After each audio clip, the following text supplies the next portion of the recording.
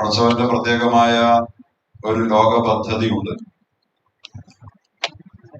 മനുഷ്യനെ സമഗ്രമായി ശരീരവും മനസ്സുമായി സൃഷ്ടിച്ച അല്ലാഹു ശരീരത്തിന്റെ നിലനിൽപ്പിന് ആവശ്യമായ സംഗതികളെല്ലാം വളരെ കൃത്യമായി അവന്റെ വരവിന് മുമ്പേ ഈ പ്രപഞ്ചത്തിൽ ഈ ഭൂമിയിൽ ഏർപ്പാടാക്കി. മനുഷ്യൻ വന്നിട്ട് ആവശ്യം നേരിട്ടപ്പോൾ ആവശ്യം പൂർത്തീകരിക്കാൻ വേണ്ടിയിട്ട് ഈ പ്രകൃതിയിൽ വസ്തുക്കളൊന്നും ഉണ്ടായതല്ല. അങ്ങനെയാണല്ലോ ചിലർ പറയണത്. പ്രകൃതിയിലെല്ലാം ഉണ്ടായത് മനുഷ്യന്റെ ആവശ്യങ്ങൾ അവനെ നിർബന്ധിച്ചപ്പോൾ ആവശ്യത്തിന്റെ പൂർത്തീകരണത്തിനുണ്ടായതാണ്. കാട്ടിൽ താമസിക്കുന്ന ജിറാഫിന്റെ കഴുത്ത് നീണ്ടത് പോലും ആകാശത്തേക്ക് പൊങ്ങി നിൽക്കുന്ന മരത്തിന്റെ ചില്ലകളിലേക്ക് ഇലകടിക്കാൻ വേണ്ടി കഴുത്ത് നീട്ടിയപ്പോ നീണ്ടുപോയതാണെന്ന് വരെ പറഞ്ഞു പിടിപ്പിച്ച മഹാന്മാരുണ്ട്, അല്ലെ? അപ്പോ സാഹചര്യങ്ങൾ അനുകൂലമായത് കൊണ്ടാണ് ഇതൊക്കെ ഉണ്ടായത്. അപ്പൊ മനുഷ്യന് മൂക്കുണ്ടായത്, മൂക്കിൽ തുളയുണ്ടായത് ഈ ലോകത്ത് വന്നതിന് ശേഷം അവന് ശ്വാസം വലിക്കാൻ വേണ്ടി ശ്രമിച്ചപ്പോ ആഞ്ഞു വലിച്ചപ്പോ മൂക്കിൽ കീറിപ്പോയതാന്ന് പറയേണ്ടി വരും, അല്ലെ? അപ്പൊ വരുന്നതിന് മുമ്പ് ഈ സാധനമൊന്നും ഇല്ലെന്ന്. അങ്ങനെ ആയിരുന്നെങ്കിൽ ആദ്യത്തെ മനുഷ്യൻ തന്നെ അവസാനിക്കുകയല്ല, രണ്ടാമതൊരു മനുഷ്യൻ ഉണ്ടാകുമല്ലോ. എല്ലാം അല്ലാഹു ഈ ലോകത്ത് മനുഷ്യരായ നമുക്ക് ആവശ്യമായ ശരീരവും മനസ്സുമായി സൃഷ്ടിക്കപ്പെട്ട നമുക്ക് പടച്ച റബ്ബ് ശരീരത്തിന് വേണ്ടതെല്ലാം വരും മുമ്പേ ഏർപ്പാടാക്കിയിട്ടുണ്ട്. അവന് വേണ്ട വെള്ളമുണ്ട്, വരും മുമ്പേ ഉണ്ട് വെള്ളം. വന്നിട്ട് വെള്ളത്തിന്റെ ആവശ്യം വന്നപ്പോ വെള്ളം ഉണ്ടായതല്ല. ശ്വസിക്കാതെ ജീവിക്കാൻ ആവശ്യമില്ല, വായു ജീവവായു ആവശ്യമാണെന്നുള്ള ആവശ്യത്തിന്റെ പേരിൽ അവർ ശ്വസിക്കാൻ വേണ്ടിയിട്ട് മൂക്ക് ആഞ്ഞു വലിച്ചപ്പോൾ ശ്വാസവും വായു ഉണ്ടായതല്ല, മൂക്ക് കീറിയതുമല്ല. പിന്നെ നേരത്തെ ആ സാധനമുണ്ട്, അത് വലിച്ചു കയറ്റാൻ വേണ്ടി മൂക്കിന് 2 നാസാരങ്ങളും ദ്വാരവും തന്നിട്ടുണ്ട്. അവർ നേരത്തെ തന്നിട്ട് ഇവിടെ ആ സാധനം വലിച്ചെടുക്കാൻ വേണ്ടിയിട്ടുള്ള ഏർപ്പാട് നേരത്തെ ചെയ്തു. മനുഷ്യൻ ശരീരം മാത്രമല്ല, ശരീരത്തോടൊപ്പം മനസ്സും കൂടി ചേർന്നതാണ്. ഈ തിരിച്ചറിവാണ് യഥാർത്ഥത്തിൽ ഇന്ന് ലോകത്തിന് നഷ്ടപ്പെട്ടത്. ശരീരം മാത്രമാണ് ഞാനെന്ന് വിചാരിക്കുന്ന കുറെ മൂഢവർഗങ്ങൾ, കുറെ കന്നാലിക്കൂട്ടങ്ങൾ മനുഷ്യന്റെ പേരിൽ 2 കാര്യം നടക്കുന്ന ലോകത്താണ് ജീവിക്കുന്നത്. മനുഷ്യൻ എന്ന് പറയുന്നത് കന്നുകാലികളെ പോലെ ശരീരം ബോഡി മാത്രമാണ്. അവന്റെ അകം അവൻ തീരെ പരിഗണിക്കുന്നില്ല. അതുകൊണ്ട് ബോഡി വളരാനും ബോഡി വികസിക്കാനും ബോഡിയുടെ സുഖം വർദ്ധിപ്പിക്കാനുമുള്ള എല്ലാ പദ്ധതികളും ഈ ലോകത്ത് നടപ്പാക്കി അതിലവൻ വളർന്ന് ആകാശം പൊട്ടി. ശരീര സുഖം വർദ്ധിപ്പിക്കാനുള്ള എല്ലാ സൗകര്യങ്ങളുമായി വലിയ വലിയ നെടുനടുങ്ങൻ ആകാശം പൊട്ടി നിൽക്കുന്ന അമ്പരച്ചുംബികളായി, കോൺക്രീറ്റ് ബിൽഡിങ്ങുകളായി, ആകാശ സീമകളിലൂടെ പക്ഷികളെ പോലെ മാറിപ്പറക്കുന്ന വിമാനങ്ങളായി, സമുദ്രത്തിന്റെ ഉള്ളിലൂടെ മത്സ്യങ്ങളെ തോൽപ്പിച്ച് ഉള്ളിയിട്ട് സഞ്ചരിക്കുന്ന സമുദ്രാന്തർഗത വാഹനങ്ങളായി, ചന്ദ്രനിൽ കാലുകുത്തി ശരീരത്തിന്റെ സുഖസൗകര്യാദികൾ വർദ്ധിപ്പിക്കാൻ വേണ്ടിയിട്ടുള്ള എല്ലാ വളർച്ചകളുടെയും നടുവിൽ ലോകത്ത് മനുഷ്യന് നഷ്ടപ്പെട്ടുകൊണ്ടിരിക്കുന്നത് ഈ സുഖവർദ്ധനകളുടെ ഇടയിൽ സന്തോഷവും സമാധാനവുമാണ്. ആർക്കാണ് സന്തോഷം? ആർക്കാണ് സമാധാനം എന്ന്? ഏതെങ്കിലും ഒരു പിതാവിന് മക്കളിൽ സന്തോഷമുണ്ടോ? അവരെ കുറിച്ച് ഓർക്കുമ്പോ സമാധാനമുണ്ടോ? ഏതെങ്കിലും മക്കൾക്ക് വളർച്ചയുടെ ഈ ലോകത്ത് മുമ്പ് വളർച്ച കുറഞ്ഞ കാലത്ത് എല്ലാവരും സന്തോഷത്തിലായിരുന്നു. ഒറ്റ മുറി വീട്ടില് ഇന്നലെ ഒരു വീട്ടിൽ പോയപ്പോ പറഞ്ഞു, 8 മക്കളുണ്ടായിരുന്ന വീടാണ്. ആ മക്കളെല്ലാവരും ഒറ്റ മുറിയിലാണ് താമസിച്ചിരുന്നത്. ഒറ്റ മുറിയിൽ സന്തോഷത്തോടെ താമസിച്ച ഇന്നലകളെ അവരായവർക്ക് ഒരു മുറിയിൽ 8 മക്കളുണ്ടായിരുന്ന വീട്ടിൽ ഇന്ന് ആളാം വീതം മുറിയായി, സൗകര്യം വർദ്ധിച്ചു. എന്താ സംഭവിക്കുന്നത്? ഇപ്പൊ പല പിതാക്കൾ വിചാരിക്കുകയാണെന്ന് പടച്ചവനെ വീടിനാകപ്പാടെ ഒരു നിലയും ഒരു മുറിയോ ഉണ്ടായിരുന്നുള്ളെങ്കിൽ എല്ലാരെയും ഒന്നിച്ച് കാണായിരുന്നല്ലോ വല്ലപ്പോഴും. ആളാം വീതം മുറിയായപ്പോ അവരെ കാണണമെങ്കിൽ, അവരോട് ബന്ധപ്പെടണമെങ്കിൽ ഫോൺ ബന്ധം വേണ്ടി വരികയാണ്. മുറിയിലിരിക്കുന്നവരോട്, മുറിയിലിരിക്കുന്നവൻ താഴെയിരിക്കുന്ന കിച്ചണിലിരിക്കുന്ന ഉമ്മയോട് ഫോണിൽ മാത്രം വർത്താനം പറയുന്ന ബന്ധത്തിൽ സുഖസൗകര്യാദികൾ വർദ്ധിച്ചിട്ടുള്ളൂ. ആർക്കാണ് സന്തോഷം? എന്റെ മകനെ ഒരു നിമിഷം കാണാൻ കിട്ടണില്ലല്ലോ. ഇന്നലെ ഒരു കുടുംബസംഘ പ്രശ്നത്തിൽ ഇടപെടേണ്ടി വന്നു. വലിയ സമ്പന്നരാ 2 പേരും അതാത് നാടുകളിലെ ഏറ്റവും വലിയ സമ്പന്നരായ. അവരെ സംബന്ധിച്ചിടത്തോളം ആ പാവപ്പെട്ട സഹോദരി ചെറുപ്പക്കാരിയാണ്. അവരുടെ സങ്കടങ്ങളിൽ ഒന്ന് ദൈവമൊന്നുമില്ലല്ലോ അല്ലേ, എടുത്തൊന്നുമില്ലല്ലോ അല്ലേ.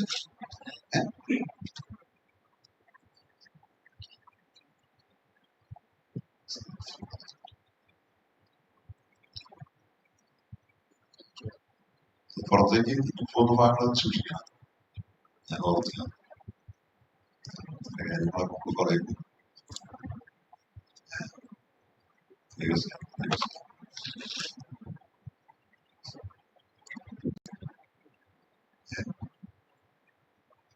ദൈവം തൽക്കാലത്തേക്ക് പോയല്ലോ അല്ലേ.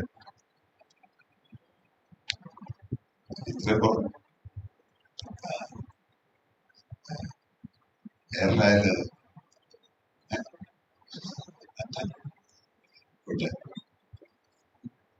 തൽക്കാലം ലൈവ് നോക്കി ആരെങ്കിലും ഉണ്ടോ? എന്റെ അങ്ങനെ ചെയ്യാൻ പറ്റുമോ? ഞാൻ ഇപ്പൊ പറഞ്ഞോണ്ട് പൂർത്തിയാക്കും. ഞാൻ പറഞ്ഞത് ഏറ്റവും കൂടുതൽ ഇന്ന് സാമ്പത്തികവും സൗകര്യങ്ങളും സൗന്ദര്യങ്ങളും സുഭിക്ഷതകളും ഒക്കെ നൽകപ്പെട്ട വീടുകളിൽ പോലും അസ്വസ്ഥതകളുടെ കഥകൾ പറയാനാണ് എല്ലാവർക്കും ഉള്ളത്. അള്ളാഹു നമുക്ക് കാത്തിരക്ഷിക്കുമാറാകട്ടെ. എന്താണ് ഇതിന്റെയൊക്കെ കാരണം? ശരീരത്തിന്റെ സുഖസൗകര്യാദികൾ വർദ്ധിച്ചിട്ടേ ഉള്ളൂ.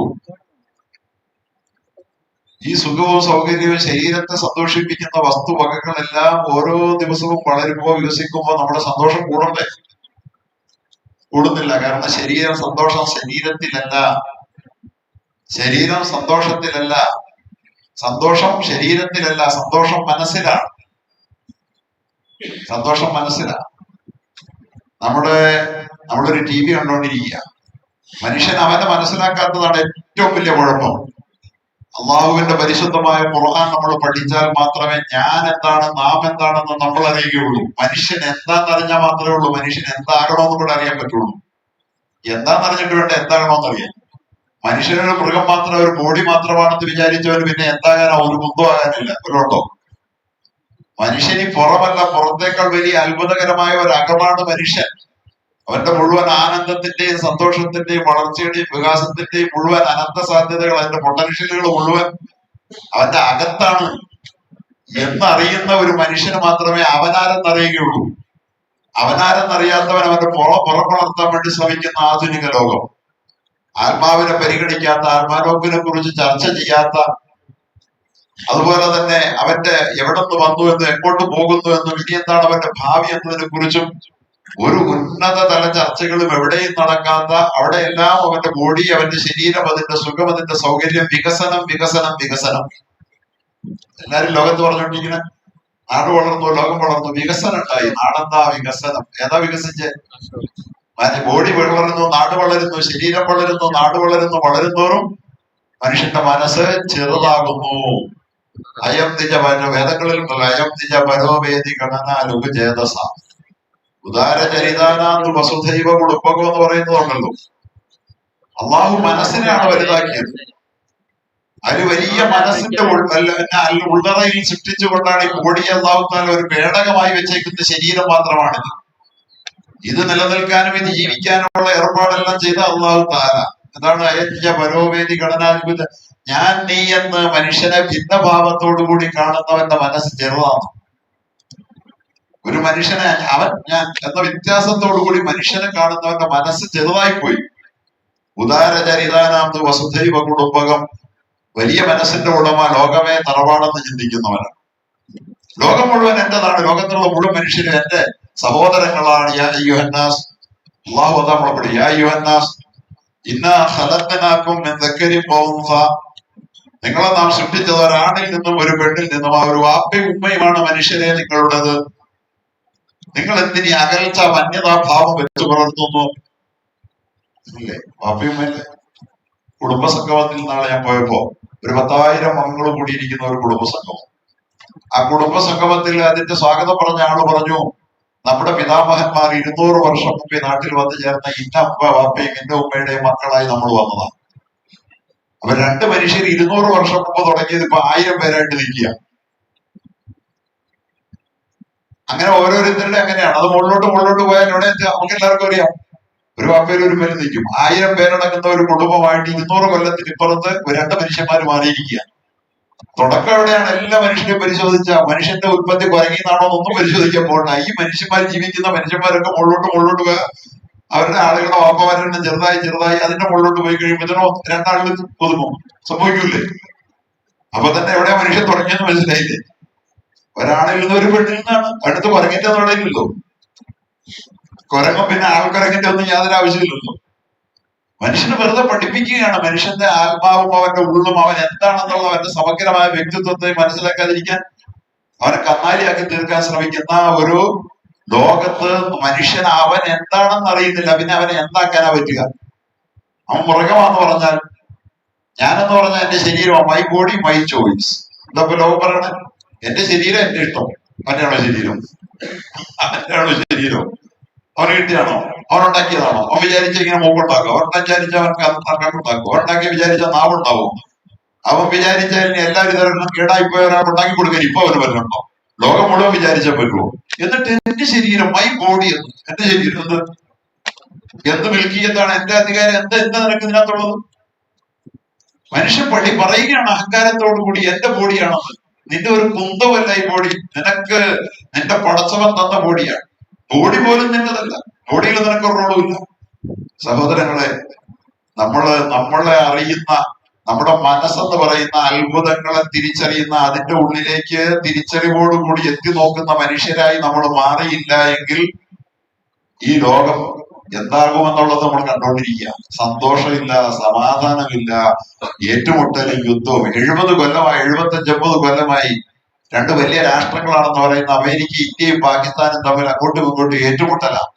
ഈ വൈരം മറന്നൊന്ന് പരസ്പരം സ്നേഹിക്കാമെന്ന് വിചാരിക്കാൻ ഈ 150-160 കോടി ജനങ്ങളുടെ നേതാക്കന്മാർക്ക് പറ്റുന്നില്ലാത്തടത്തോളമാണ് നമ്മുടെ ഉന്നമനം, നമ്മുടെ പുരോഗതി. ഈ രണ്ട് സമൂഹങ്ങൾക്കിടയിൽ സ്നേഹം ഉണ്ടാക്കാനുള്ള ഒരു പദ്ധതി ആരുടെയും കയ്യിലില്ല. എന്ത് വളർച്ചയാണ് നമ്മൾ നേടിയത്? നമ്മൾ എന്ത് വളർന്നെന്നായി പറയുന്നത്? വലിയ ബുദ്ധിജീവികളും ചിന്തകന്മാരും മനഃശാസ്ത്രജ്ഞന്മാരും സാമൂഹിക ശാസ്ത്രജ്ഞന്മാരും ഉണ്ട്, രണ്ട് രാജ്യത്തുണ്ട്, അപ്പുറത്തും ഇപ്പുറത്തുണ്ട്.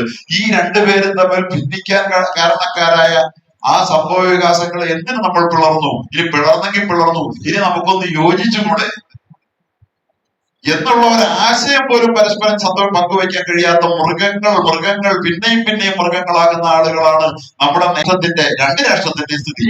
ഞാൻ ഒരു രാഷ്ട്രത്തെ കുറിച്ച് മാത്രം പറയല്ല, രണ്ട് രാഷ്ട്രത്തിന് എന്തിനു കൊള്ളാം ഈ മനുഷ്യരെ? രണ്ടുപേരൊന്ന് പിണങ്ങി പോയി 80 കൊല്ലം മുമ്പ്. ഇനി ഒരു കാലത്ത് ഞങ്ങൾ ഇണങ്ങൂല്ല വിചാരിക്കുന്നവർ ഇതാണോ മനുഷ്യർ? ഇതിനെങ്ങനെ മനുഷ്യരെന്ന് പറയാം? ഇതിന്റെ ഇതൊക്കെ വലിയ മിടുക്കാന്ന് പറഞ്ഞുകൊണ്ട് നടക്കുകയാണ്. അപ്പൊ ഈ ഒരു ദുർബലതയിലേക്ക് അള്ളാഹു തആല നമ്മളെ എത്തിച്ചത് എന്തുകൊണ്ടാണ്? നമ്മൾ ഇന്നും ചിന്തിക്കുന്നത് നമ്മൾ ഈ ബോഡിയാണ്, അതിന്റെ സുഖം മാത്രമാണ് എന്നാണ്. ഏറ്റവും വലിയ പരിശുദ്ധ ഖുർആൻ നമ്മളെ പഠിപ്പിക്കുന്ന ഏറ്റവും വലിയ പാഠം, ഈ ലോകം എത്ര ശാസ്ത്രത്തിൽ വളർന്നാലും, എത്ര സാങ്കേതിക വിദ്യയിൽ കുതിച്ചുചാട്ടം നടത്തിയാലും, ഈ ലോകം ഇന്ന് അനുഭവിക്കുന്ന അസ്വസ്ഥതകൾക്കും അതുപോലെ തന്നെ ഈ അരാജകത്വങ്ങൾക്കും ഈ അക്രമവാസനകൾക്കും ഈ ലോകത്തെ സന്തോഷവും സമാധാനവും കെടുത്തിക്കളയുന്ന പൊരിഞ്ഞ യുദ്ധങ്ങൾക്കും, സൗദി അറേബ്യയിലെ സൽമാൻ രാജാവ് അമേരിക്കയിൽ നിന്ന് $14.5 മില്യൺ ആയുധം മേടിച്ചിരിക്കുന്നു. ഉണ്ടാക്കി വെച്ചേക്കുന്നവൻ എന്തിനുണ്ടാക്കിയത്? ആയുധം തന്നെ കാണിക്കാനാ? മനുഷ്യനെ പാലൂട്ടാനാണോ? അല്ലല്ലോ, അവനെ കൊല്ലാൻ ഉണ്ടാക്കുന്ന സാധനമല്ലേ. അത് ഇത്രയും കാശ് കൊടുത്തിട്ട് കഴബാലയത്തിന്റെ സംരക്ഷണം മേടിച്ചേക്കും. ആരെ കൊല്ലാൻ? എന്നല്ലെങ്കിൽ നാളെ നിന്നെ കൊല്ലാൻ ആരെങ്കിലും വരും, അല്ലെങ്കിൽ ഞങ്ങൾ കൊണ്ടേ തരും, എന്നാലും അവനെ കൊല്ലാൻ മേടിച്ചു വെച്ചേരാന്ന്. അള്ള കൊടുത്ത പണം ചിലവാക്കി കഴിക്കുന്ന വഴികളെ എന്തുകൊണ്ട് മനസ്സിലേക്ക് നോക്കാൻ തയ്യാറല്ല? അള്ളാഹു തന്ന മനുഷ്യൻ എന്ന് പറയുന്ന അസ്തിത്വം അവന്റെ മനസ്സാണ്. ആ മനസ്സിനെ കാണാത്ത, അതിലേക്ക് ചിന്തയും പഠനവും ഗവേഷണവും തിരിച്ചുവിടാത്ത ഒരു സമൂഹവും ഈ ലോകത്ത് സന്തോഷത്തോടെ ജീവിക്കില്ല, സമാധാനത്തോടെ ജീവിക്കില്ല. പരിശുദ്ധമായ ഖുർആൻ എന്തിനാ നമ്മൾ പഠിക്കുന്നതെന്നറിയോ? മനുഷ്യനെ അവന്റെ മനസ്സിലേക്ക് ചിന്തിപ്പിക്കാനാണ്. ആമനു, അല്ലയോ സത്യവിശ്വാസികളെ, നിങ്ങളുടെ ഓരോ മനസ്സുകളും ചിന്തിക്കട്ടെ, നാളേക്ക് വേണ്ടി എന്താണ് സമ്പാദിച്ചതെന്ന്. ഇന്നെങ്ങനെ ജീവിച്ചു എന്നുള്ളത് മാത്രം, ഇനി എങ്ങനെ ജീവിക്കണം, എന്റെ ബോഡിയെ എങ്ങനെ സന്തോഷിപ്പിക്കണം, അതിന്റെ സുഖം എങ്ങനെ വലുതാക്കണം എന്ന് ചിന്തിക്കുന്നതിനപ്പുറത്ത് ഈ ബോഡി വലിച്ചെറിഞ്ഞുകൊണ്ട് നിന്റെ ഉള്ളിൽ സ്ഥിതി ചെയ്യുന്ന ആത്മാവ് പറന്നുയരുമ്പോൾ നാളേക്ക് ആ ആത്മാവിന് വേണ്ടി എന്താണ് അത് സമ്പാദിച്ചതിന് അനുകൂലമായിട്ടും ഉണ്ടായിരിക്കും നാളെ, അത് സമ്പാദിച്ചത് തന്നെയായിരിക്കും അതിനെതിരെ പ്രതികൂലമായും വരുന്നത്. ആത്മാവ് എന്ത് ശേഖരിച്ചോ, കളക്ട് ചെയ്തോ, അത് മുഴുവൻ അവിടെ കാണും. മനസ്സെന്ത് ശേഖരിച്ചോ അതൊന്നും വിട്ടുപോകുന്നില്ല, ഒരു സാധനവും നമ്മൾ വിട്ടുപോകില്ല. 6-ാം വയസ്സിൽ പള്ളിക്കൂടത്തിൽ നമ്മുടെ കളിക്കൂട്ടുകാരോടൊപ്പം കളിച്ചപ്പോ ഒരുത്തരെ ഇടിച്ചത്, കുത്തിയിട്ടത് 80-ാം വയസ്സിൽ 60-ാം വയസ്സിൽ ഇപ്പൊ അവർ ഓർമ്മിക്കുമ്പോ ഇപ്പോഴും അവിടെ കിടക്കുന്നുണ്ട്. അത് ഓർക്കുന്നുണ്ട്. എന്തിനാ? സ്റ്റോറി ചെയ്ത് വെച്ചേക്കുക. ഒന്നും പോകുന്നില്ല നമ്മുടെ ഉള്ളിലാ, അത് ബോഡിയിലല്ല കിടക്കണേ, അത് ഉള്ളിലാ കിടക്കണേ. അതാണ് അകം. ലഹാസബത്ത്, അത് സമ്പാദിച്ചത് അതിന് അനുകൂലമായിട്ടും അതിന്റെ കൂടെ ഉണ്ട്. അലേഹ മക്തസബത്ത്, അത് കളക്ട് ചെയ്തത് അതിനെതിരാകാൻ വേണ്ടിയും അതിന്റെ കൂടെ തന്നെ ഉണ്ട്, സ്റ്റോർ ചെയ്ത് വെച്ചിട്ടുണ്ട്. ഇതിനെ ഇത്രയും 70-80 വർഷമായിട്ട് മാഞ്ഞു പോകാതെ ഇട്ടേക്കണേ. അതിനൊരു ഒരു വിചാരണ വരുന്നുണ്ട്. ആ വിചാരണയെ കുറിച്ചാണ് നാളെ ആഖിറത്തിലെ വിചാരണ എന്ന് പറയുന്നത്. മനസ്സിന്റെ ഉള്ളിലുള്ളത് മുഴുവൻ നാളെ തഹസീൽ ചെയ്യും. തഹസീൽദാർ എന്ന് പറഞ്ഞാൽ കളക്ടർ ഇംഗ്ലീഷിലെ അർത്ഥം. ഇപ്പൊ തഹസീൽദാർ കളക്ടർ രണ്ടായിട്ട് പദവി ഉപയോഗിക്കുന്നത് അർത്ഥം രണ്ടൊന്നാ. തഹസീൽ എന്ന് പറഞ്ഞ ഹസന, തഹസീൽ എന്ന് പറഞ്ഞ എന്താ? കളക്ട് ചെയ്തെടുക്കും. അതാ തഹസീൽദാറിന് കളക്ടർമാരെ കൊണ്ട് പറഞ്ഞുകൊണ്ടിരുന്നത്. ഇപ്പൊ തഹസീൽദാർ വേറെയായി, താഴെ ചെറിയ ഉദ്യോഗസ്ഥനും കളക്ടർ വലിയ ജില്ലയുടെ ഉദ്യോഗസ്ഥനായിട്ട് ഇപ്പൊ ആളുകൾ വ്യവഹരിക്കുന്നു എന്ന് മാത്രമേ ഉള്ളൂ. ഹസ്സില മാഫി സുദൂർ, മനുഷ്യന്റെ മനസ്സിലുള്ളതെല്ലാം നാളെ അല്ലാഹു ചകച്ചെടുക്കും. ഉള്ളിലെല്ലാം കിടപ്പുണ്ട്. ഇതെടുത്ത് വെച്ചിട്ടാണ് നാളെ വിചാരണ. ഒന്നും മാഞ്ഞു പോയിട്ടില്ലാത്ത ഒരു മനസ്സും പേര് നടക്കുകയാണ്. എന്തൊക്കെ നമ്മൾ ചെയ്താലും രക്ഷപ്പെട്ടെന്ന് കരുതണ്ട, അതെല്ലാം മനസ്സിൽ ചുമന്നു നടക്കുകയാണ് നമ്മൾ. അതാണ് യഥാർത്ഥത്തിൽ നാം, അതിന്റെ തിക്തഫലങ്ങളാണ് ഈ ലോകത്ത് നമ്മൾ ഏറ്റുവാങ്ങേണ്ടത്. അതിന്റെ തിക്തഫലമാണ് പരലോകത്തും അനുഭവിക്കേണ്ടത്. അതുകൊണ്ട് ആ മനസ്സ് എങ്ങനെ നിൽക്കുന്നു അതിനെ കുറിച്ച് നിങ്ങൾ ആലോചിക്കുവാൻ നാളേക്ക് എന്തുണ്ട് നിങ്ങളുടെ കൈവശം, നിങ്ങളുടെ ശേഖരത്തിൽ എന്ന് നിങ്ങൾ ചിന്തിക്കുക. നിങ്ങൾ അല്ലാഹയെ ഒന്നുകൂടി സൂക്ഷിക്കുക. ആവർത്തിച്ചെന്ന് പറയാ, വീണ്ടും സൂക്ഷിക്കൂ പടച്ചവനെ. അല്ലാഹു തആല നിങ്ങൾ പ്രവർത്തിക്കുന്നതിനെല്ലാം ഖബീറാണ്, സൂക്ഷ്മമായി അറിയുന്നവനെ ഖബീർ എന്ന് പറയും. ഇഖ്തിബാർ, മുഖ്തബറ എന്ന് പറഞ്ഞാൽ ലബോറട്ടറി, ഗവേഷണം ചെയ്ത് നടന്ന പരീക്ഷണശാലയുടെ പേര്. അത് ഖബീറിൽ നിന്ന് വന്നതാണ്. ഖബീറിൽ നിന്നാണ് ഇഖ്തിബാർ വരുന്നത്, അതിൽ നിന്നാണ് മുഖ്തബറ വരുന്നത്. വളരെ ഗവേഷണാത്മകമായ അഗാധമായ അറിവ് ഖബീർ ബിമാ തഅമലൂൻ. ഖബീറാണ് അല്ലാഹു, അലീം എന്നല്ല അത് പറയുന്നത്. എല്ലാം അതിന്റെ ഉള്ളറകളിൽ നിന്ന് അറിയുന്ന അള്ളാഹുവാണ് നിങ്ങളത്.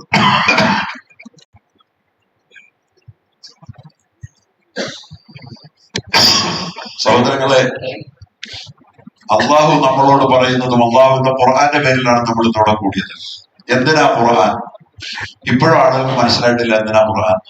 ഖുർആൻ ലോകത്ത് വിദ്യാഭ്യാസവും അതുപോലെ തന്നെ പഠനവും അധ്യാപനവും ലോകം മുഴുവൻ പെരുകി. യൂണിവേഴ്സിറ്റികളെ കൊണ്ട് നിറഞ്ഞു, മെഡിക്കൽ കോളേജുകളെ കൊണ്ട്, എഞ്ചിനീയറിംഗ് കോളേജുകളെ കൊണ്ട്, MBA കോളേജുകളെ കൊണ്ട് ലോകം മുഴുവൻ വിദ്യാഭ്യാസം വളർന്നു. വിദ്യാഭ്യാസം നേടിയ മക്കളാണ് എത്ര മനുഷ്യരായി പോയത്. അവരാണ് ഇന്ന് ലോകത്തിന് ഭീഷണി ഉയർത്തുന്നത്. വിദ്യാഭ്യാസം നാളത്തെ ഖിയാമത്ത് നാളിന്റെ ഒരു അടയാളം എന്ന് പറഞ്ഞു തുഴല്ലിമലി കൈരുത്തി. അന്ന് വിദ്യാഭ്യാസം വ്യാപകമാകും. ദീൻ മാത്രം അതിനകത്തുണ്ടാവില്ല. വിദ്യാഭ്യാസം കുറയുമെന്നല്ല പറഞ്ഞത്, അവസാന നാളിൽ വിദ്യാഭ്യാസം കൂടും. തൊഴിലിമ ദീൻ എടുത്തു മാറ്റി വെക്കും. മതത്തിന്റെ ചിഹ്നം വിദ്യാഭ്യാസത്തിൽ പാടില്ല. അങ്ങനെ പള്ളിക്കൂടത്തിൽ ഗവൺമെന്റ് വെച്ചേക്കണേ, മതചിഹ്നങ്ങൾ പാടില്ല, തലയിൽ തട്ടം പാടില്ല. മതവിദ്യാഭ്യാസത്തിന്റെ വരെ എല്ലാം മതേതര വിദ്യാഭ്യാസമാകണം എന്ന് പറഞ്ഞാൽ തുഴല്ലിമലി ഗൈരിദ്ദീൻ എന്ന് പറഞ്ഞാൽ മതേതര വിദ്യാഭ്യാസം വർദ്ധിക്കും. ശരിയായതിന്റെ അർത്ഥം എന്താ? മതേതര വിദ്യാഭ്യാസം ഖിയാമത്ത് നാളിൽ കൂടും. അത് മാത്രം മതി അന്ത്യനാളാകാൻ. മതമില്ലാത്ത, അല്ലാഹ് അറിയാത്ത, മനസ്സ് പരിഗണിക്കപ്പെടാത്ത, ആത്മാവിനെ അറിയാത്ത വിദ്യാഭ്യാസം കൂടിയ ഒറ്റ കാരണം മതി നാട് നശിക്കാൻ. ഞാൻ വരുന്ന ഒരു സ്ഥലം ആലുവയാണ്.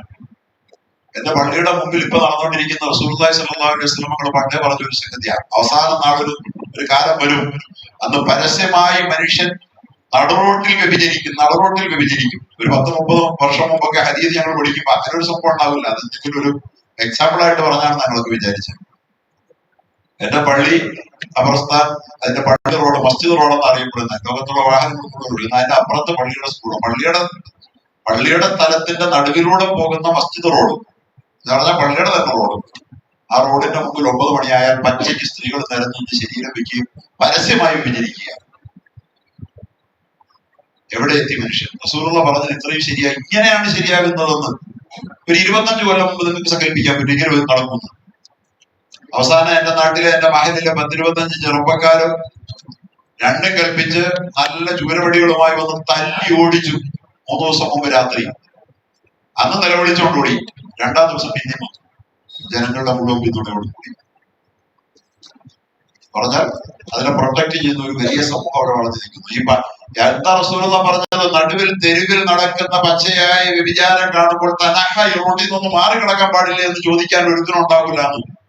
അങ്ങനെ ചോദിക്കുന്നവന്റെ ഈമാൻ. ആരും പേടിച്ച് നിൽക്കുകയാണ് ഈ കാഴ്ച കണ്ടുകൊണ്ട് ചോദിക്കില്ല. നമ്മൾ വിചാരിച്ച് ചോദിക്കാത്തത് ഈമാൻ കുറഞ്ഞു വേണം, ചോദിച്ചാൽ ചോദിക്കുന്നവനെ തല്ലും. അങ്ങനെ ഒരു കാലമായിരിക്കും എന്നാ പറഞ്ഞതിന്റെ അർത്ഥം.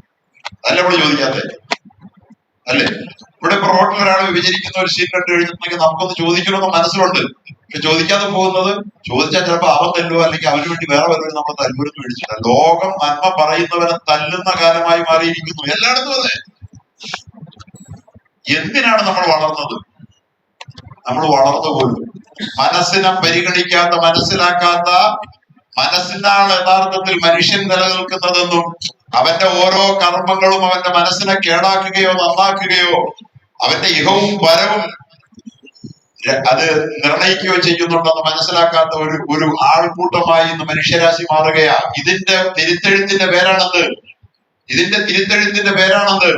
ഖുർആൻ പഠനം. അള്ളാഹ് പറയുകയാണ്, ഖബീറും ബിമാ തഅമലൂൻ, നിങ്ങൾ അറിയുന്നത്. നിങ്ങൾ അതുകൊണ്ട് നിങ്ങളുടെ മനസ്സ്, നിങ്ങള് നാളേക്ക് വേണ്ടി എന്ത് സമ്പാദിച്ചു എന്ന് നോക്കിക്കോളൂ. അത് കഴിഞ്ഞിട്ട് അള്ളാഹു പറയുന്ന ചില ആയത്തുകൾ ശ്രദ്ധിക്കണം. നിങ്ങൾ ഖുർആനിക് സൈക്കോളജിയുടെ ആകത്തുക ഇതാണെന്ന് ഡോക്ടർ അല്ലാമ ഇഖ്ബാൽ പറഞ്ഞ ഒരായത്തായി ഞാൻ പറയാൻ പോകുന്നത്. നിങ്ങളുടെ ജീവിതത്തിന്റെ ഐഡിയോളജി എന്താണെന്ന് ചോദിച്ചപ്പോ ഡോക്ടർ അല്ലാമ മുഹമ്മദ് ഇഖ്ബാൽ എന്ന പൗരത്യ ലോകത്തിന്റെ ഏറ്റവും വലിയ ബുദ്ധിജീവി എന്നും അതുപോലെ തന്നെ പൗരത്വതയുടെ കവിപുങ്കവൻ എന്നും ലോകം വാഴ്ത്തിയ സർ ബിരുദം കൊടുത്ത് അംഗീകാരം കൊടുത്ത് പാശ്ചാത്യർ ആദരിച്ച സർ ഡോക്ടർ അല്ലാമ മുഹമ്മദ് ഇഖ്ബാൽ റഹിമഹുല്ലാഹ്, അദ്ദേഹത്തോട് ചോദിച്ചു, താങ്കൾ ഈ പറയുന്ന ദർശനങ്ങളിലൊക്കെ താങ്കൾക്ക് പങ്കുവെച്ചു തന്നത് ഏത് ഗ്രന്ഥമാണ്, എവിടെ നിന്നാണ് താങ്കളുടെ ദർശനം പഠിച്ചെടുത്തതെന്ന് ചോദിച്ചപ്പോ അദ്ദേഹം പറഞ്ഞു, നാളെ താങ്കൾ സുബഹി നമസ്കാരം കഴിഞ്ഞുള്ള സമയത്ത് എന്റെ വീട്ടിൽ വരിക, അപ്പൊ ഞാൻ പറയാമെന്ന്. വീട്ടിൽ വന്ന തന്റെ സുഹൃത്തിനോടെ മുമ്പിൽ അദ്ദേഹം പ്രഭാതത്തിൽ മുടങ്ങാതെ ഒരു ഖുർആൻ പാരായണമുണ്ട്. അദ്ദേഹത്തിന്റെ ചില കവിതകളിൽ ഇമ്പമാർന്ന ശൈലിയിൽ എന്റെ പ്രഭാതങ്ങളിൽ മുഴങ്ങുന്ന ഖുർആൻ പാരായണം എന്ന പദത്തെ കുറിച്ച് പറഞ്ഞു വിലപിക്കുന്നുണ്ട്. അതെനിക്ക് എന്തെങ്കിലും നഷ്ടമായി പോകുമോ എന്ന്. പ്രഭാതത്തിലെ ഖുർആൻ പാരായണത്തിന്റെ ഇമ്പമാർന്ന ആ ബീജുകളുണ്ടല്ലോ വീടുകളിൽ ഉയർന്നുകൊണ്ടിരുന്നത്, അത് നഷ്ടമാകുന്ന നാളുകളെ കുറിച്ചുള്ള ഒരു വിലാപ കാവ്യം തന്നെ ഉണ്ടാക്കുക അല്ലാമ ഇഖ്ബാലിനുണ്ട്. നമ്മുടെ വീടുകളിൽ പണ്ടൊക്കെ ഖുർആൻ ശേഷം ഓതിയിരുന്നില്ല, മരുവിനെ ഓതിയിരുന്നില്ല. ഇന്ന് ഏതെങ്കിലും വീട്ടിലുണ്ടോ? ഉണ്ടോ? ആരെങ്കിലും ആരെങ്കിലും കണ്ടോ? ഏതെങ്കിലും വീട്ടിൽ നോട്ടസത്തിൽ പറഞ്ഞു ഒരു 10 മിനിറ്റെങ്കിലും വന്ന് ഇമ്പമായി ബഹുമാനപ്പെട്ട ഉസ്താദ് പറഞ്ഞതുപോലെ ഓതലിനുണ്ടല്ലോ മനുഷ്യന്റെ മനസ്സിൽ സംസ്കരിക്കാനുള്ള ഒരു ശേഷി. നമ്മുടെ ഉമ്മയും ബാപ്പയും ഒക്കെ ഖുർആൻ ഇരുന്ന് ഭക്തിസാന്ദ്രതയോടുകൂടി ഓതിയിരുന്ന അവരുടെ ഈണവും അവരുടെ താളവും, വലിയ തജ്വീദൊന്നും അവർക്കറിയില്ല എങ്കിലും അവരുടെ ഭക്തിയുടെ ഒരു ഈണവും ഒരു താളവും ഉണ്ടായിരുന്ന ആ ഓതലുകൾ ഇന്ന് ചുമ്മാ ഒന്ന് പഴയ ഓർത്തു നോക്കിയാൽ പോലും നമ്മുടെ മനസ്സ് ശുദ്ധീകരിക്കപ്പെടും. ഇന്നുണ്ടോ നമ്മുടെ വീട്ടിലത്? ആ അല്ലാമ ഇഖ്ബാൽ പറയുകയുണ്ടായി, എന്റെ ജീവിത ദർശനം കരുപിടിപ്പിച്ചത് പരിശുദ്ധ ഖുർആനിന്റെ ഈ ആയത്താണ്, വലാ തകൂനു കല്ലദീന നസുല്ലാഹ ഫഅൻസാഹും അൻഫുസഹും ഉലൈക ഹുമുൽ ഫാസിഖൂൻ. ഇതാണ് എന്റെ ജീവിത ദർശനം രൂപപ്പെടുത്തുന്നത് എന്ന് അദ്ദേഹം പറയുന്നത്. വലാ തകൂനു കല്ലദീന നസുല്ലാഹ, മനുഷ്യരെ നിങ്ങൾ അല്ലാഹുവിനെ മറന്നവരെ പോലെ ആകരുത്. അള്ളാഹുവിനെ മറന്നവരാകരുതെന്നല്ല അതോടെ പറഞ്ഞത്. അള്ളാഹെ മറക്കരുതെന്നും അല്ല പറയുന്നത്, മറന്നവരെ പോലെയാകരുത്. മറന്ന കുറെ ആളുകൾ നിങ്ങളുടെ മുമ്പ് കടന്നു പോയിട്ടുണ്ട്. അള്ളാഹു വേദം നൽകിയവർ യഹൂദ നസാറാക്കൾ അള്ളാഹുവിനെ മറന്നുപോയി. അവരെ പോലെ നിങ്ങളാകരുതേ. അവരെ പോലെ ആയാൽ ഇന്ന് ബൈബിളിന്റെ ആളുകളാന്ന് പറയുന്ന അമേരിക്കൻ ജനതയുടെ അവസ്ഥ എന്താ? തൗറാത്തിന്റെ ആളുകളാണെന്ന് പറയുന്ന ഇസ്രായേലി ജനതയുടെ അവസ്ഥ എന്താ? ഇത്രയും മഹാക്രൂരന്മാർ ലോകത്ത് യുദ്ധവും നാശവും കെടുതിയും മാത്രം വിതച്ച് ജീവിതത്തിന്റെ അർത്ഥമറിയാതെ മാനവരാശിക്ക് വിനയായി മാറുന്ന ഒരു ജനതയായി ഇവർ അധപ്പതിച്ചിരിക്കുകയാണ്. അവരുടെ വളർച്ചയൊന്നുമല്ല, വളരെ വൈകാതെ അവർക്ക് വരാൻ പോകുന്ന തളർച്ചയുടെ സൂചനയാണ്. ഖിയാമത്ത് നാളിൽ 2 സമൂഹം തുടച്ചു നീക്കപ്പെടും. അള്ളാഹുവിന്റെ ഹബീബ് വ്യക്തമായി പറഞ്ഞ ഈ 2 സമൂഹം തുടച്ചു നീക്കപ്പെടും. ആ തുടച്ചു നീക്കപ്പെടുന്നതിന് മുമ്പുള്ള അണയാൻ പോകുന്ന വിളക്കിന്റെ ചില ആളിക്കത്തലുകൾ എന്ന് പറയാറില്ലേ, അതാണ് അക്രമത്തിൽ അവർ അതിരുവിടുന്നത്. ഒരു സമൂഹത്തെ നാം നശിപ്പിക്കാൻ ശ്രമിച്ചാൽ അള്ളാഹു താല അവരുടെ അഹങ്കാരികളോട് അക്രമം ചെയ്യാൻ വേണ്ടി പ്രേരിപ്പിക്കുമെന്നാണ് പറയാറുള്ളത്. കൽപ്പിക്കുന്നത്, കൽപ്പനയല്ല, അക്രമം ചെയ്യണമെന്ന് അവർക്ക് തോന്നിക്കും. അക്രമം പെരുകുന്ന ഒരു സമൂഹം നശിക്കാൻ നേരമായെന്നാണ്. എത്ര പിടിച്ചു നിന്നാലും അമേരിക്ക ഇനി രക്ഷപ്പെടാൻ പോകുന്നില്ല. എത്ര മാത്രം അവർ പിടിച്ചു നിൽക്കാൻ ശ്രമിച്ചാലും ഇസ്രായേൽ രക്ഷപ്പെടാൻ പോകുന്നില്ല. അവരുടെ അവസാനത്തിന്റെ സമയം എടുത്തിരിക്കുന്നു. അത്രയും അവർ അക്രമികളായിരിക്കുന്നു. അവരക്രമികളാകുന്നു, ലക്ഷക്കണക്കിന് ആളുകളെ കൊല്ലുന്നു എന്നതൊക്കെ നമ്മൾ പലപ്പോഴും നിരാശപ്പെടുത്തിക്കൊണ്ട് ഇസ്ലാമിക സമൂഹത്തിന്റെ തകർച്ചയായി നമ്മൾ അതിനെ വിലയിൽ വായിക്കാറുണ്ട്. വായിക്കേണ്ട 50,000 പേര് ഗസയിൽ മരിച്ചു പോയതുകൊണ്ട് ഇസ്ലാം ഒന്നും മരിക്കില്ല. 10 കോടി ക്രിസ്ത്യാനികൾ 2ാം ലോക മഹായുദ്ധത്തിൽ മരിച്ചു പോയതിന്റെ പേര് ക്രിസ്ത്യാനികൾ തന്നെ വന്നിട്ട് ക്രിസ്ത്യാനി ഇല്ലാതായില്ല. പോയോ? 3 ലക്ഷം ആളുകളെ ഹിരോഷിമയിലും നാഗസാക്കിയിലും ഒറ്റ രാത്രി കൊണ്ട് ബോംബിട്ട് വന്നതിന്റെ പേരിൽ ജപ്പാനും ബുദ്ധനും ഇല്ലാതായില്ല. ആയോ? പിന്നെ 50,000 പേരെ ഗസയെ കൊന്നതിന്റെ പേരിൽ ഇസ്ലാം ഗസയും പലസ്തീനും ഇല്ലാതാകുമെന്ന് പറഞ്ഞുകൊണ്ട് കരഞ്ഞുകൊണ്ടൊക്കെ നമുക്കൊക്കെ വല്ലതും മനസ്സിലാവുന്നുണ്ടോ? ഇത് അക്രമികൾ നശിക്കാൻ സമയമായതുകൊണ്ട് അവർ അക്രമത്തിന്റെ എല്ലാ സീനുകളിലും ലംഘിക്കാൻ അവർക്ക് അവസരം കൊടുക്കുകയാണ്. അവരെത്രമാത്രം നിഷ്ഠൂരന്മാരാണ് അവരെ നാം നശിപ്പിക്കുന്നത് എന്തുകൊണ്ടാണെന്ന് തെളിയിക്കാൻ അള്ളാഹു ലോകത്തിന്റെ മുമ്പിൽ അവരെ സാക്ഷിയാക്കിക്കൊണ്ടിരിക്കുക, അവരുടെ കർമ്മസാക്ഷിയാവുകയാണ്. അല്ലാതെ 50,000 പേര് മരിച്ച ഒരു സമൂഹം ഇല്ലാതാകും. ഇസ്ലാം അതോടെ തകർന്നു പോകും. 10 കോടി ആളുകളാണ് രണ്ട് ലോക മഹായുദ്ധങ്ങളായി മരിച്ചു. അധികം ക്രിസ്ത്യാനികളാണ്.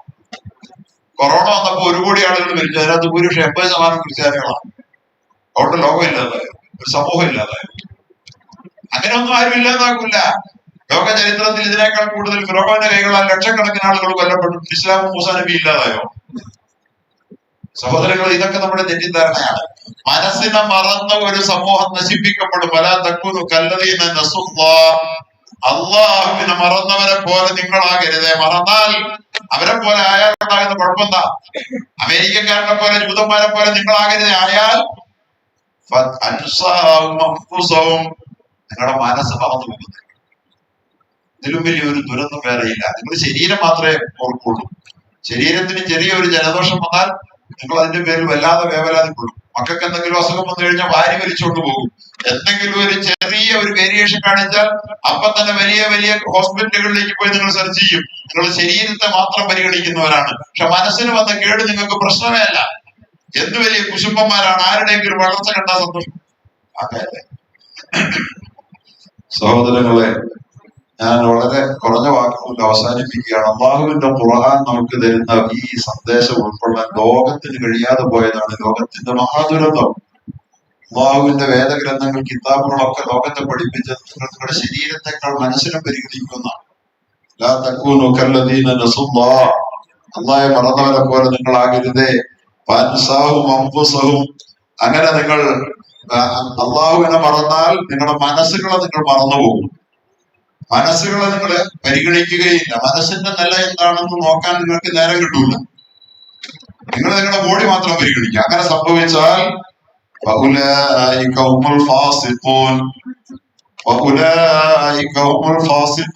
അവർ തെമ്മാടികളായിരിക്കും. മനസ്സിനെ മറന്നവർ തെമ്മാടികളായിരിക്കും. ഏത് തെമ്മാടിത്തരവും അവർ കാണിക്കും, ഏത് പോക്കിരിത്തരവും കാണിക്കും.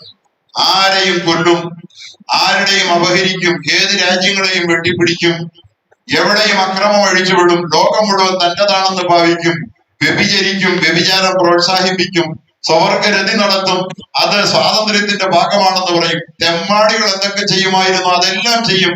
മനസ്സിനെ മറന്നുപോയാൽ ഒരു ലോകം. മനസ്സിനെ മറക്കരുത്. മനസ്സിലേക്ക് നോക്കിക്കൊണ്ടിരിക്കണം. മനസ്സിന്റെ നില എന്താണെന്ന് അറിയണം. മനസ്സ് കെട്ടുപോയിട്ടുണ്ടോ, നശിച്ചു പോയിട്ടുണ്ടോ? യൗമല യൻഫഉ മാലും വലാ ബനൂൻ ഇല്ലാ മൻ അത്തല്ലാഹ ബിഖൽബിൻ സലീം. നാളെ നമ്മൾ കടന്നു പോകുന്ന ഈ ശരീരത്തിന്റെ പേടകം വലിച്ചെറിഞ്ഞ് നമ്മുടെ ഉള്ളുമായി നമ്മൾ പോകും. ഉള്ളിന് എന്തൊക്കെ ശേഖരിച്ചോ അതെല്ലാം അതിന്റെ ഉള്ളിൽ കാണും. 1 വയസ്സിൽ ചെയ്തത്, 3 വയസ്സിൽ ചെയ്തത്, 5 വയസ്സിൽ ചെയ്തത്, 10 വയസ്സിൽ ചെയ്തത്, 90-ാം വയസ്സിൽ മരിക്കുന്നതിന് മുമ്പ് ഒരു കളിക്കൂട്ടുകാരൻ ഓർമ്മിപ്പിച്ചാലും മറന്നു പോകാതെ ഉള്ളിൽ കിടക്കുന്നതെല്ലാമായി ഈ ശരീരത്തിൽ നിന്ന് ഈ റോഡിന്റെ പേടകം അങ്ങ് പോകും. അള്ളാഹു അതീതെല്ലാം നാളെ ചകഞ്ഞെടുക്കും. മനസ്സിലായില്ലേ? അങ്ങനെ ചകഞ്ഞെടുക്കുന്ന ആ ലോകത്തേക്ക് നമ്മൾ കടന്നു പോകുമ്പോ നമ്മുടെ മനസ്സ് കേടയവുമല്ല എപ്പോഴും ആരും പല സമ്പത്തോ അതിലല്ലേ നീ വളർത്താൻ ശ്രമിച്ചത്? പല ബനൂൻ മക്കളെ അവരല്ലേ നീ വലുതാക്കി എന്റെ സ്റ്റാറ്റസ് ഉയർത്താൻ ശ്രമിച്ചത്? അല്ലെ? ഒരാൾ പറഞ്ഞു മക്കളെല്ലാവരും അമേരിക്കയിൽ സിറ്റിസനാണ്. വളരെ അഭിമാനത്തോടെയാണ് പറയുന്നത്. ഉള്ള പിതാവാ പറഞ്ഞു. നമുക്ക് സന്തോഷം. അതിനാണല്ലോ ശ്രമിച്ചത്. പക്ഷെ ആ മക്കളൊന്ന് മരിക്കുന്നതിന് തൊട്ട് മുമ്പ് കിടക്കുന്നിടത്തുനിന്ന് തിരിഞ്ഞു നോക്കാൻ പോലും മക്കൾ ഉപകാരപ്പെടുന്നില്ലെന്ന് കരയില്ല. എറണാകുളത്ത് ഒരു ദമ്പതികൾ പറഞ്ഞു, ഇട്ടുമൂടാൻ സ്വന്തം ഞങ്ങൾക്ക് കുഴപ്പമൊന്നുമില്ല, പക്ഷെ മക്കളെല്ലാം അമേരിക്കയില, അതിന് ഞാൻ ഈ കിളവനും തിരിഞ്ഞു നോക്കാൻ ആളില്ല. സഹോദരങ്ങളെ, ഇതാണ് നമ്മളെ പഠിപ്പിച്ച് ഉപകാരം ചെയ്യുമെന്ന് വിചാരിച്ച് മനസ്സിനെ മറന്ന് അതിന്റെ നില മറന്ന് അത് എന്താണെന്ന് പോലും നോക്കാൻ നിൽക്കാതെ നീ ആരെയാണോ വളർത്താൻ ശ്രമിച്ച നമ്മുടെ സമ്പത്ത് നിന്റെ സന്താനം ഒരു ഉപകാരവും നാളെ ചെയ്യില്ല.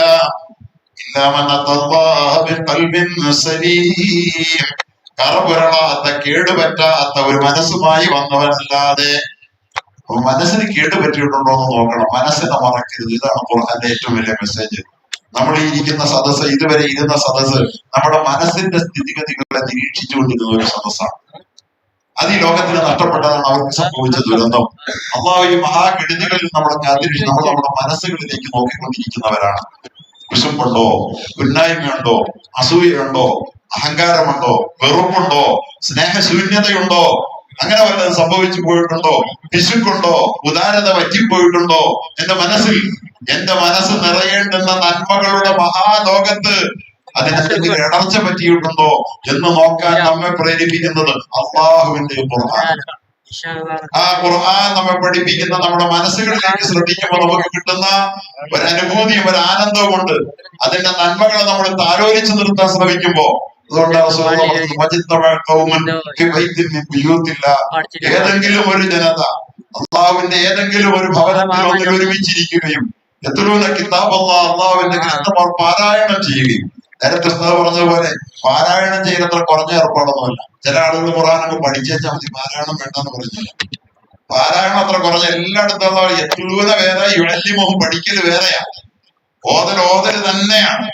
ഓതിയാൽ ആനന്ദമുണ്ട്, ഓതിയാൽ മനസ്സിന് സന്തോഷമുണ്ട്, ഓതിയാൽ മനസ്സിന് ആർദ്രതയുണ്ട്, ഓതിയാൽ മനസ്സിന് സംസ്കരണമുണ്ട്. എത്രൂന കിതാബ് അള്ളാഹുവിന്റെ ഗ്രന്ഥം ഓതുകയും ബൈനവും എന്നിട്ട് അതിന്റെ ആയത്തുകൾ എടുത്തു വെച്ച് ചർച്ച ചെയ്ത് പഠിക്കുകയും, എന്നിട്ട് ആയത്ത് എടുത്തു വെച്ചിട്ട് ഇപ്പൊ നമ്മൾ ഈ ഒരായത്തിനെ വിശദീകരിച്ച പോലെ അതെന്താണ് പറയുന്നത് ഒന്ന് ചർച്ച ചെയ്ത് പഠിക്കുകയും ചെയ്യുന്ന ഒരു സദസ്സിൽ ആരെങ്കിലും ഒരുമിച്ച് കൂടിയിരുന്നാൽ ഇല്ല